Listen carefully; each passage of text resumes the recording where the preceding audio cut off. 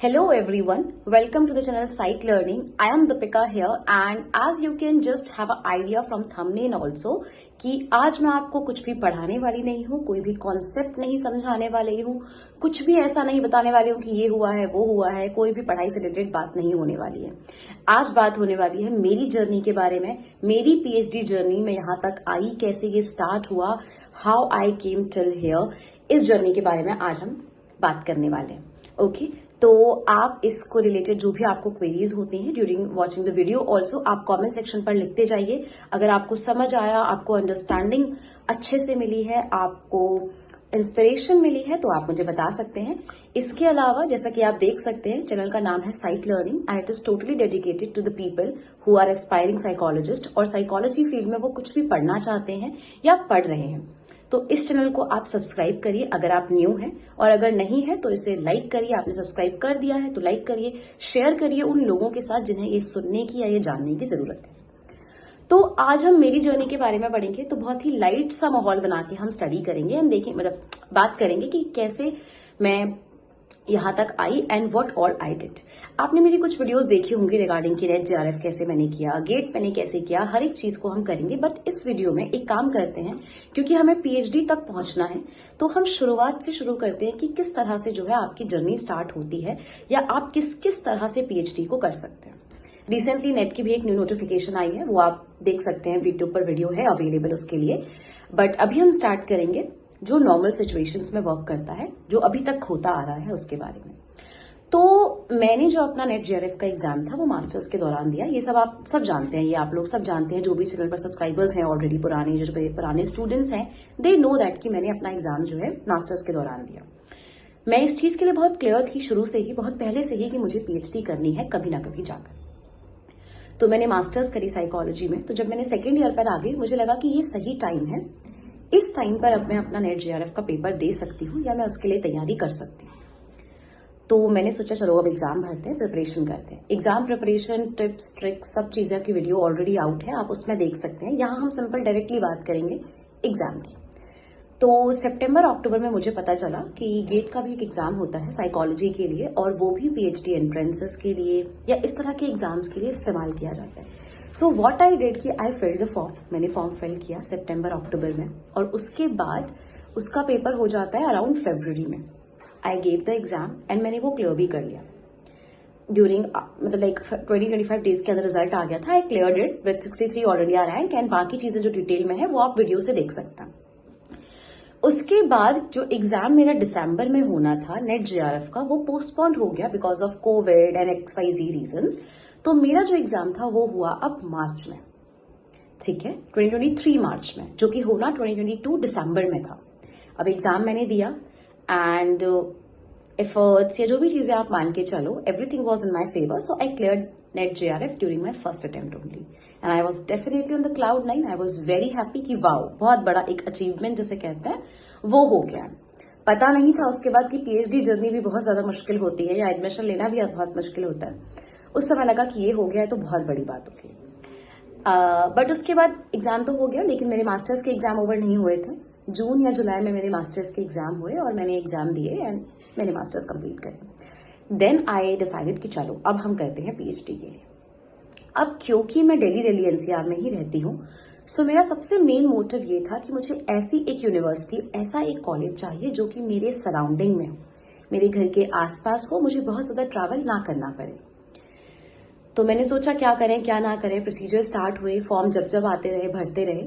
तो अब हम बात करेंगे, जैसे कि मैंने बोला है, हम करेंगे फर्स्ट थिंग्स फर्स्ट, जो चीजें पहले हुई। तो सबसे पहले हम बात करेंगे 2 यूनिवर्सिटीज के बारे में ही हम बात करेंगे मेजरली, क्योंकि और फिर मैंने दिए ही नहीं, मैंने वहां पे अपीयरेंस नहीं दिखाई क्योंकि मेरा क्लियर हो गया था।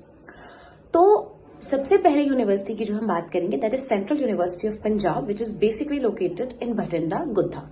Okay, it is a central university, so I thought भरते हैं इसका फॉर्म। एंड बिकॉज पंजाब जो है थोड़ा सा दिल्ली या एनसीआर से पास लगता है, so I thought let's fill the form.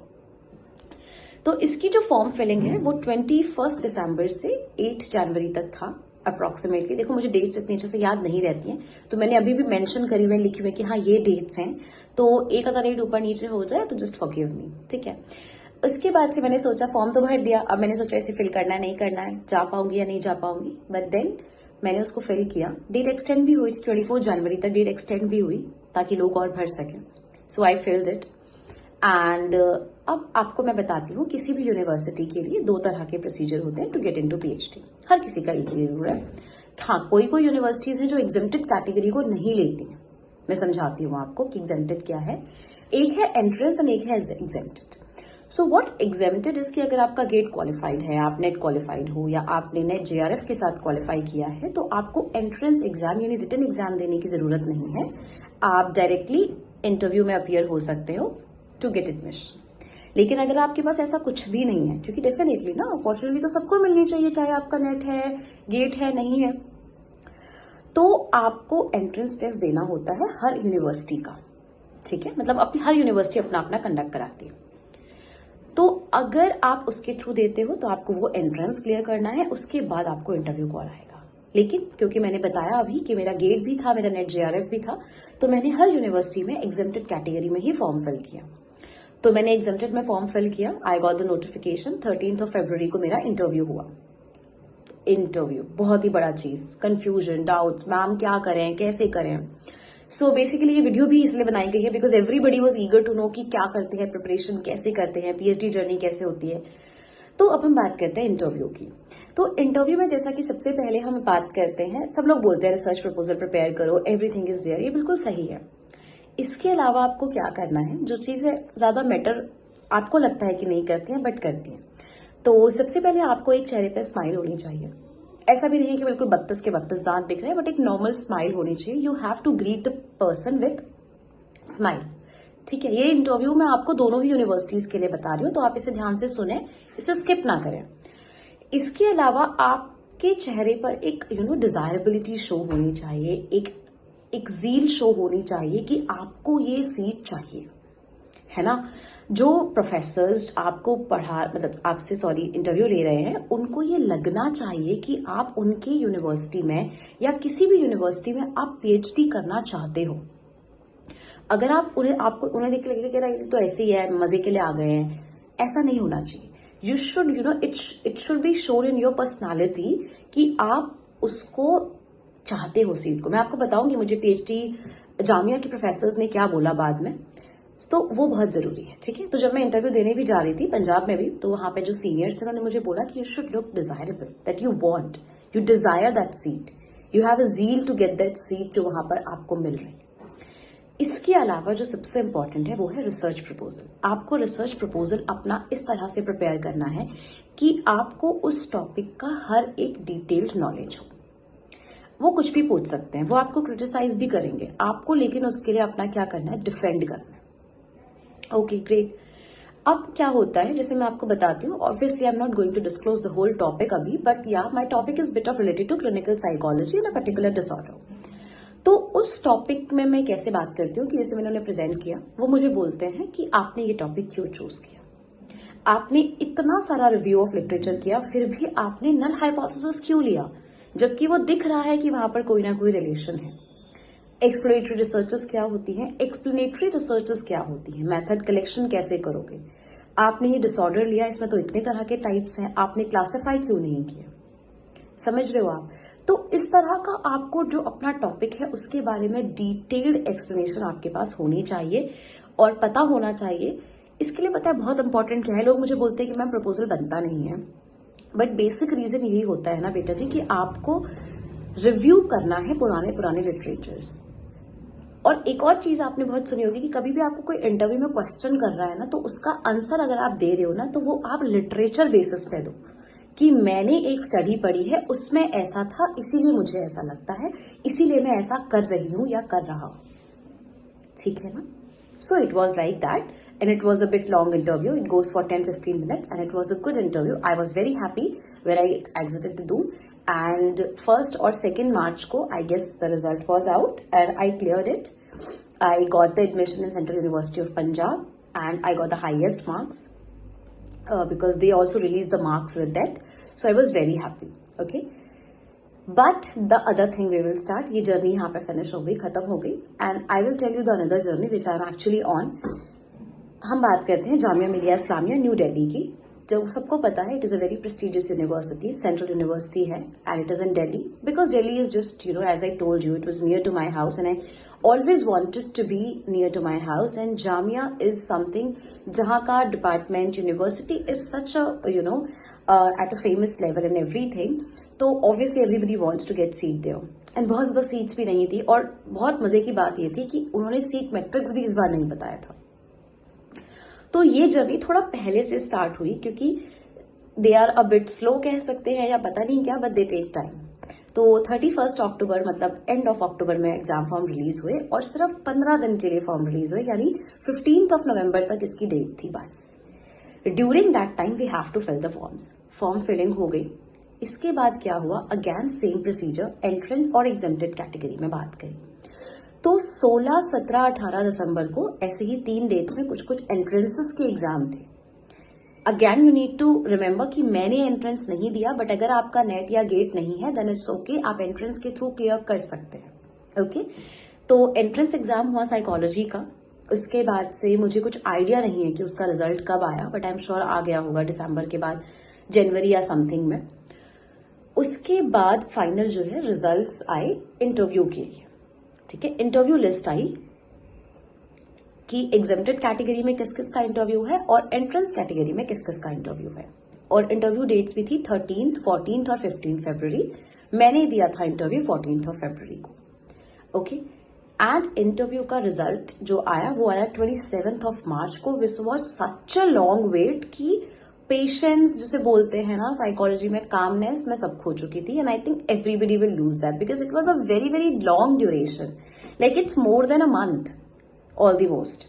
ठीक है, 14 फैब या 15 फैब को इंटरव्यू लास्ट था एंड 27th ऑफ मार्च को they are releasing the result, so it was a very very long duration result के बीच में और इंटरव्यू के बीच में। अब बात करते हैं इंटरव्यू जर्नी की, जामिया में इंटरव्यू कैसे हुआ।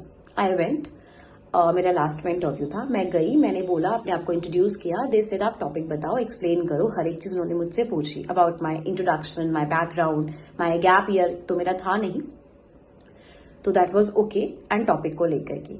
आपको एक और चीज इंपॉर्टेंटली मैं जामिया के लिए बताती हूँ कि जामिया की जो प्रोफेसर्स इंटरव्यू लेते हैं, they very focus on the research methodology. ठीक है, मेरा खुद का रिसर्च मैथडोलॉजी बहुत ज्यादा अच्छा नहीं था, बट मैं बताती हूँ अच्छा किस सेंस में मैं बोल रही हूँ। अच्छा इस सेंस में कि राइटिंग पैटर्न भी बहुत स्पेसिफिक है वो लोग इस चीज के लिए, लेकिन एवरीथिंग शुड बी इंक्लूडेड। तो मेरा जो पॉजिटिव पॉइंट था वो ये था कि उसमें हर एक चीज थी।